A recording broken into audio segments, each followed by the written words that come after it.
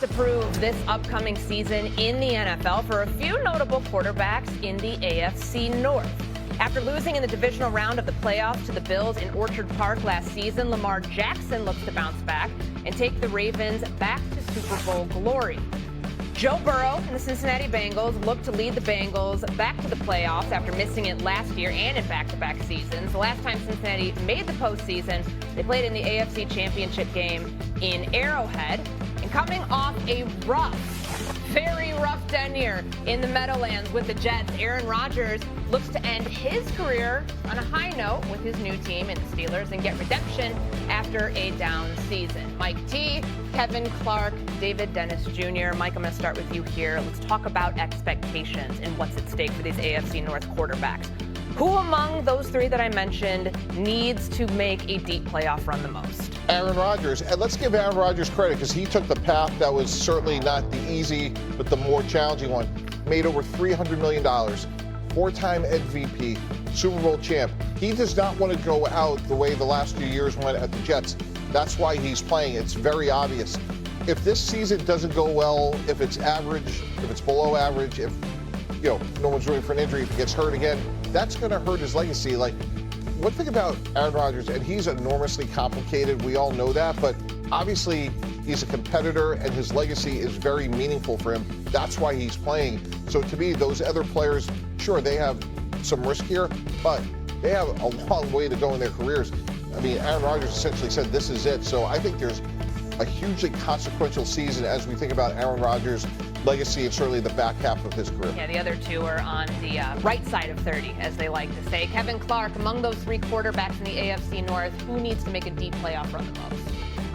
It's Lamar Jackson. First of all, he has that because if he wins the Super Bowl, he makes me look good, which is the number one objective of every NFL player, or at least it should be, because I'm picking them to win the Super Bowl this year. But for me, I'm looking at the other guys. Joe Burrow is saddled with the worst ownership in football, probably, when you just look at the way they handle their roster and the Trey Hendrickson saga and all that stuff. And then Aaron Rodgers, his legacy is solidified. There's going to be a street named after him in Green Bay. Probably not a street named after him in Jersey after his Jets tenure, but still, we know what he's done. He has a ring, he has a Lombardi, all that stuff, and he's got a lucrative podcasting career on deck whenever he wants it.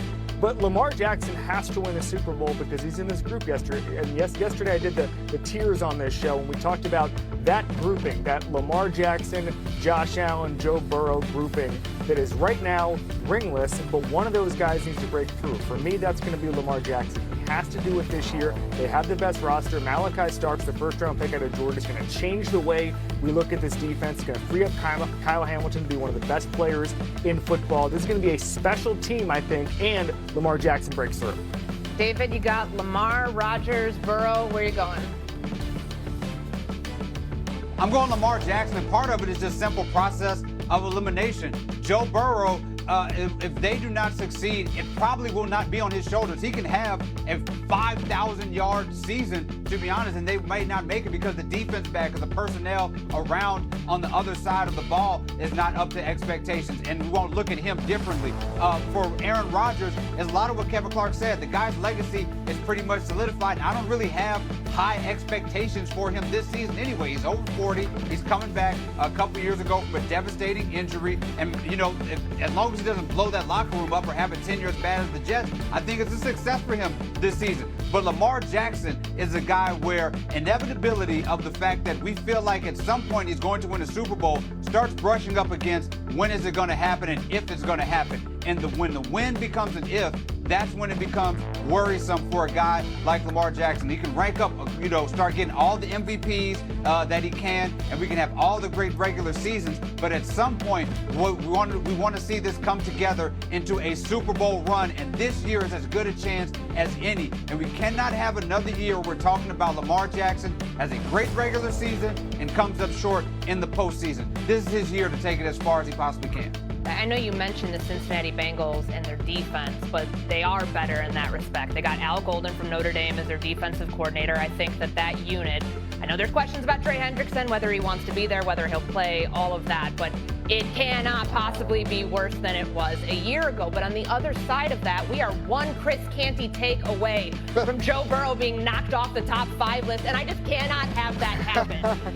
This guy was incredible early on, and when you set the expectation of getting to a Super Bowl in year 2, that's where the bar is. In a conference championship right after that, no playoff appearances for the last 2 years. Getting impatient with your receivers and everything else that's going on in Cincinnati right now after they paid Joe Burrow. He was incredible last year. He led the league in passing, led the league in passing touchdowns. If he can't get this Cincinnati Bengals team in what should be a formidable AFC North to at least the second round of the playoffs, I think we're going to be talking about potential changes in Cincinnati, and not necessarily for Joe Burrow. Who's this going to fall on, Mike T? It's going to fall on Zach Taylor. Do you agree? Well, yeah, look, I think they're going to be great on offense. To me, it'd be shocking if they weren't, just given where they are with, those 2 receivers. It's so hard to match up with them. I agree, like, the defense has to be at least middle of the road, which it should be.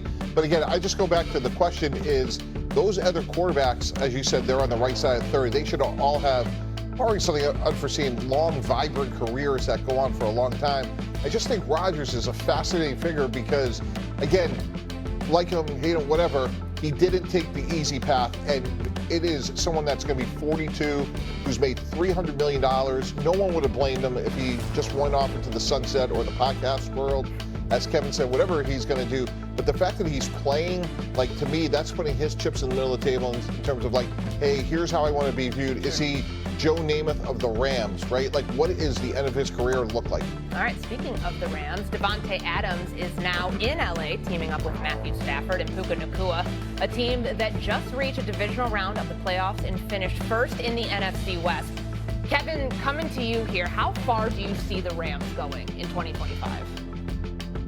Nobody should be stupid enough to pick a Super Bowl on July 11th, but I am that stupid. I picked the Ravens to win the Super Bowl in the last segment, and the Rams are my NFC pick. Okay, I'm not doing it just because these are the 2 segments. I've been marinating on this all off season. I think this Rams team, with their front 7, with their young guys who were generating pressure really, really early, Jared Verse, Braden Fisk, what they brought to the defense last year. You add that in with Davante Adams on the offensive side of the ball. I think he has the chance to be one of the best number 2 options in the sport. Obviously, Puka Nacua being the number 1. I don't think Davante Adams is a top 10 receiver anymore, but it might not matter. He's an incredible route runner. He can still get open. He can still cook guys. Matthew Stafford's going to get him the ball. We know Sean McVay is going to be able to scheme it up. I love what this team was able to do as far as competitive rebuild, as far as the retooling. It didn't take them long. Remember, they were supposed to be rebuilding again last year. It didn't happen. They made a playoff run. This is a special team, a special organization. They are going to Santa Clara for the Super Bowl. I mean, just at the looks of this, Mike T, this might be Sean McVay's best roster he's had in LA. How far do you see them going? Maybe in the first round of the playoffs. And again, just go back to this discussion we've had all week. Kevin, when you look at the Rams offense, and just take Tampa Bay, for example, because we know how good the North is and the East, and you just look at this Buccaneer-Ram conversation, the Buccaneers are so much deeper than the Rams. And look, Matthew Stafford probably could go to the Hall of Fame. Certainly our good friend Dan Orlovsky would say that. But in 2025, Baker Mayfield's the better quarterback. So you have the better quarterback, better skill players. Now, defensively, I agree. The Rams have done an unbelievable job rebuilding on the fly, moving on from Aaron Donald. But I just don't see how they're going to have the firepower to compete with Tampa Bay, those 3 great teams from the North, and certainly when we're talking about the Eagles and the Commanders. Okay, so that's a major discrepancy. Kevin Clark saying Super Bowl, Mike T saying first round exit. David, do you fall in the middle somewhere? Can we at least get to divisional weekend with the Rams? Yeah, I'm going to split the difference here and say that they should at least make it to the NFC Championship. I admire Mike T's willingness and perseverance in trying to make fetch happen with the Tampa Bay Buccaneers. I just do not see them as a team that is better than this Rams team, especially when you look at what they have offensively. You have real legitimate weapons with Matthew Stafford, who is a guy who can pull this all together come playoff time. Nacua, Adams, and Kyron Williams in the running game there with McVay. with a quarterback that was one drive away from taking this Eagles team to the overtime and possibly beating them. He looked as good as he's looked in a very long. Hello, chào mừng các bạn đã quay trở lại với kênh của mình. Để bắt đầu vào làm thì các bạn sẽ chuẩn bị cho mình những dụng cụ như sau nha. Ở đây mình có chuẩn bị một tờ giấy màu đen này. Tiếp theo các bạn sẽ chuẩn bị cho mình một cây kéo,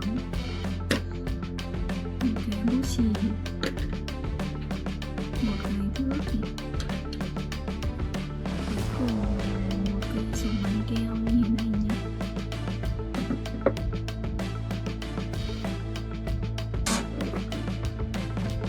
Rồi mình sẽ hướng dẫn các bạn vào làm nhé.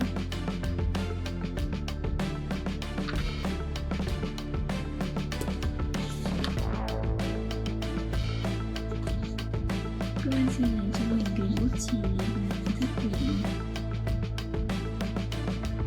rồi cho mình kích thước của cái tờ giấy này.